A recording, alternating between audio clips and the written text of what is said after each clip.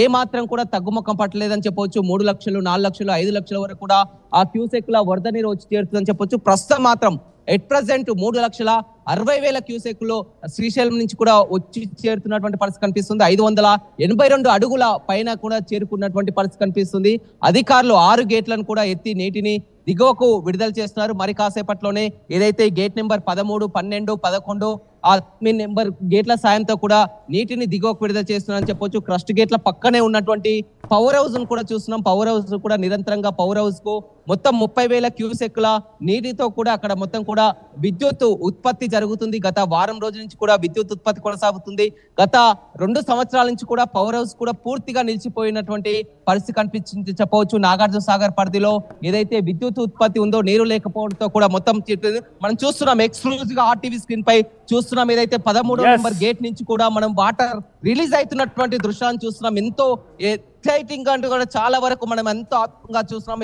ఎగువ నుంచి కురుస్తున్నటువంటి భారీ వర్షాలతో ఒక్కసారిగా ఏదైతే మిడిల్ గేట్ ఉందో మొత్తం కూడా 26 గేట్లలో కూడా 13వ గేట్ నుంచి కూడా వాటర్ వస్తున్నటువంటి పరిస్థితిని చూస్తాం. మిగతా 6 గేట్ల కూడా ఓపెన్ చేయబోతున్నారు. మొదటగా మాత్రం ఎక్స్క్లూజివ్ గా మనం చూస్తున్నాం. ఎంత సుందర దృశ్యాలను, అపురూప దృశ్యాలను కూడా చూడడానికి చాలా వరకు అలా చెప్పొచ్చు. నాగార్జున సాగర్ ప్రాజెక్టు గేట్లు అంటేనే మొత్తం 26 గేట్లు ఉంటాయి. ప్రాజెక్టు గేట్లు ఎత్తుతున్నారంటే ప్రతి ఒక్కరు కూడా తెలుగు రాష్ట్రాలే కాదు వరల్డ్ టూరిజం ప్లేస్ అని చెప్పొచ్చు. మనం మొట్టమొదటిసారిగా మనం చూపిస్తున్నటువంటి దృశ్యాలను కూడా మనం చూస్తున్నాం.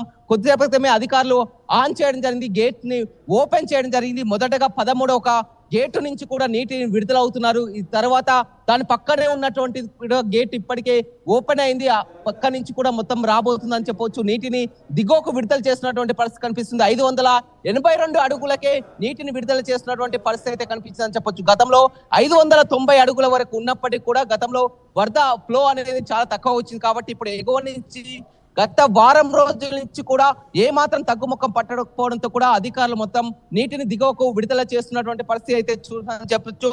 2 లక్షల క్యూసెక్లు నీటిని దిగువకు విడుదల చేయనున్నారని చెప్పొచ్చు. అధికారులు ప్రస్తుతం మాత్రం 6 గేట్లను తెరుచుకున్నాయి. 6 గేట్ల తర్వాత కూడా ఇదే విధంగా నిరంతర ఫ్లో ఉంటే ఇంకా మరిన్ని గేట్లు కూడా తెరిచే అవకాశం అయితే ఉందని చెప్పొచ్చు. మనం చూస్తున్నటువంటి పరిస్థితుల్లో మాత్రం కూడా ఇంకా దాని పక్కనే ఉన్నటువంటి 2వ గేట్ ఏదైతే ఉందో 12వ గేట్ నుంచి కూడా ఇప్పుడు మనం పూర్తిగా నాగార్జున సాగర్ ప్రాజెక్ట్ లో 2 గేట్లు ఓపెన్ కావడం జరిగింది.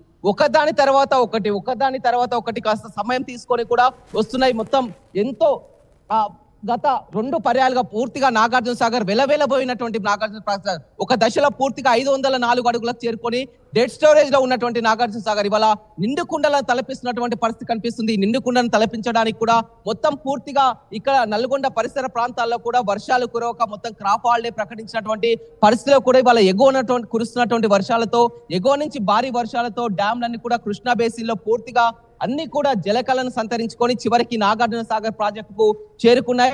నాగార్జున సాగర్ ప్రాజెక్ట్ కూడా నిండుకుండలా మారడంతో అధికారులు కొద్దిసేపు క్రితమే నీటిని విడుదల చేశారు. అదే మనం ఆర్టీవీ స్క్రీన్ పై చూస్తున్నాం. ఎక్స్క్లూజివ్ గా చూస్తున్నాం. కృష్ణమ్మ పర్లో బయటికి వెళ్తున్నటువంటి దృశ్యాలను చూస్తున్నాం. పాల నురుగులతో ఎంతో అద్భుతంగా, ఎందుకంటే ఈ దృశ్యాలను చూడాలనే ఎంతో దూర ప్రాంతాల నుంచి కూడా తరలి వస్తుంటారు. మనం ఈ అట్టాన్ని చూడక గతంలో 2 సంవత్సరాలు అయింది, ఈ గేట్లు తెరుచుకోకుండా 2 సంవత్సరాలు అయింది. రైతులంతా కూడా ఆనందం వ్యక్తం చేస్తున్నారు. మొత్తం ఆ డ్యామ్ పరిసర ప్రాంతాలను మనం చూస్తున్నాం. ఎంతో ఆహ్లాదకరంగా ఉన్నటువంటి పరిస్థితి కనిపిస్తుంది. పవర్ జనరేషన్ ఓవైపు, మరోవైపు డ్యాము గేట్లు తెరుచుకోవడం, ఈ నీరంతా కూడా దిగువ ప్రాంతానికి చేరుతుంది. ఇక్కడ పులిచింతల ప్రాజెక్ట్ నుంచి ఇట్లా మొత్తం వెళ్ళి కూడా ప్రకాశం బ్యారేజీ సముద్రంలోకి ఈ నీరు అనేది వెళ్తుందని చెప్పొచ్చు. ప్రస్తుతానికి మాత్రం 2 గేట్లు ఓపెన్ అయ్యాయి. ఆ 2 గేట్ల ద్వారా కూడా నీరు విడుదలవుతున్నటువంటి దృశ్యాలను మనం ఎక్స్క్లూజివ్ చూస్తున్నాం. గత వారం నుంచి కూడా నాగార్జున సాగర్ ప్రాజెక్టుని మనం వారం రోజుల నుంచి కూడా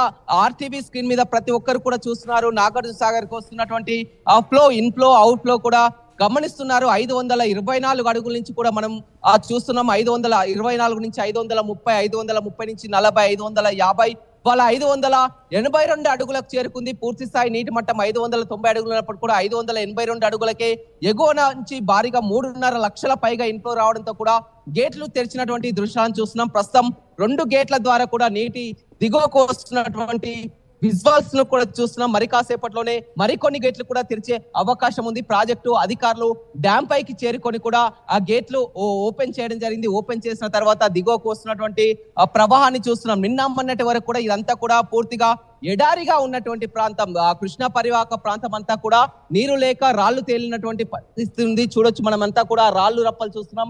మరి కాసేపట్లోనే ఆ వాటర్ అంతా ఇక్కడికి వచ్చిన తర్వాత ఈ రాళ్ళు అనేవి మనకు కనిపించవు. మొత్తం పూర్తిగా ఒక ఆ ప్రవాహంలా కనిపిస్తాయి. ఇదంతా కూడా మొత్తం కూడా మనం గతంలో కూడా చూడడం జరిగింది. వస్తున్నటువంటి వరద ప్రవాహం గతంలో గేట్లని తెరుచుకోవడంతో మనం నిలబడినటువంటి పాత బ్రిడ్జ్ కూడా పూర్తిగా గతంలో కొట్టుకుపోయినటువంటి దృశ్యాలను కూడా మనం గతంలో చూడడం జరిగింది. మొత్తం ఇక్కడే ఇదే దారి గుండా కూడా మొత్తం కూడా ఆ 26 గేట్లను ఏదైతే మనం చూస్తున్నామో 26 గేట్లలో మిడిల్ లో ఉన్నటువంటి 12, 13 ఇప్పుడు 2 గేట్లను కూడా ఓపెన్ చేయడం జరిగింది. మొత్తం 6 గేట్లను కూడా తెరుస్తారు.